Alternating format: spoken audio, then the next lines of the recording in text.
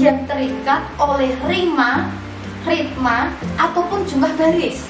Dan ciri khususnya adalah bahasanya yang padat. Ini yang membedakan puisi dengan karya sastra lain. Kalau puisi itu bentuknya cenderung padat. Kemudian kalau karya sastra lain, cerpen misalkan kita lihat bahwa cerpen itu bentuknya panjang, drama itu berupa dialog-dialog dan juga panjang, tentunya terdiri dari berlembar-lembar. Kalau puisi biasanya kan tidak lebih dari satu lembar. Nah, puisi sebagai bagian dari karya sastra tentunya punya unsur pembangun atau unsur pembentuk dari puisi. Unsurnya dibagi menjadi dua, yaitu unsur fisik dan unsur batin. Unsur fisik ini juga dikenal dengan istilah struktur fisik. Apa itu struktur fisik? Struktur fisik adalah unsur pembangun puisi yang bersifat fisik atau nampak dalam bentuk susunan katanya.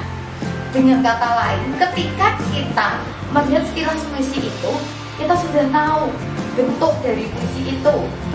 Kemudian kita bisa melihat, oh kira-kira puisi ini pilihan katanya bagus atau tidak. Nah, itu unsur fisik. Lalu, apa saja yang termasuk di dalamnya unsur fisik? Yang pertama adalah tipografi. Yang kedua, diksi.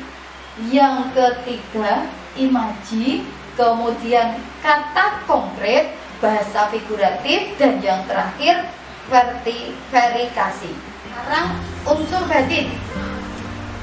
Seperti yang saya sampaikan di awal tadi, kalau unsur fisik itu bisa terlihat secara langsung, kita bisa melihatnya langsung. Seperti tadi tipografi bentuk, tanpa kita membaca, hanya sekedar melihat saja kita sudah tahu bentuknya. Nah, kalau unsur batin puisi ini mustahil kita tahu, mustahil kita bisa tanpa membaca.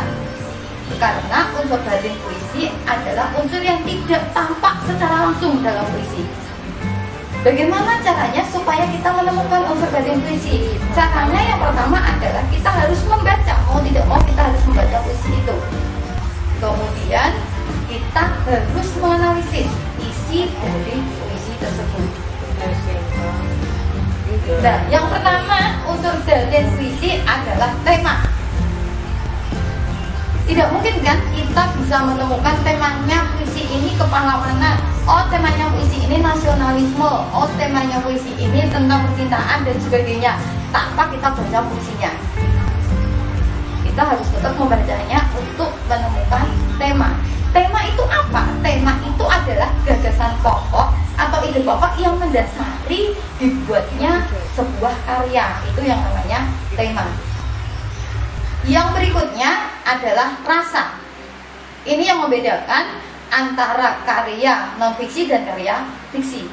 Ada nilai rasa kalau dalam karya fiksi. Ketika pengarang menuliskan itu, tentu ada rasa yang ingin disampaikan. Mungkin pengarang sedang merasa bahagia, atau pengarang ingin menyampaikan rasa yang kecintaannya. Maka dia kemudian menyalurkan dalam bentuk puisi. Jadi nilai rasanya itu nanti beda-beda. Yang ketiga adalah nada dan suasana. Nada dan suasana. Nada dari pembacaan sebuah puisi. Puisi yang isinya tentang kemarahan, puisi yang isinya tentang kekaguman, puisi yang isinya tentang kesedihan, maka nada dan suasana yang tercipta nanti juga akan berbeda.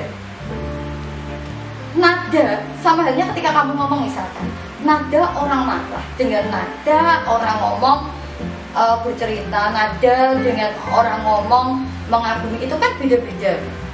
Nah, sama halnya ketika kita membaca puisi, kita harus tahu puisi ini nanti dibacakan dengan nada suasana seperti apa. Kemudian yang berikutnya adalah amanah.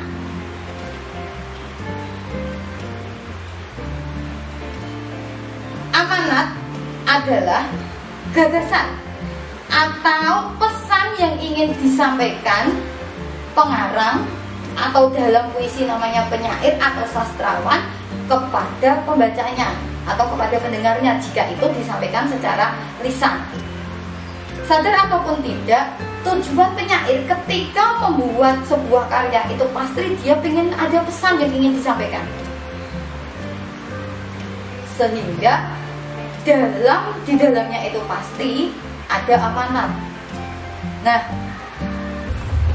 itu saja yang dapat saya sampaikan. Kurang lebihnya saya mohon maaf. Tetap semangat.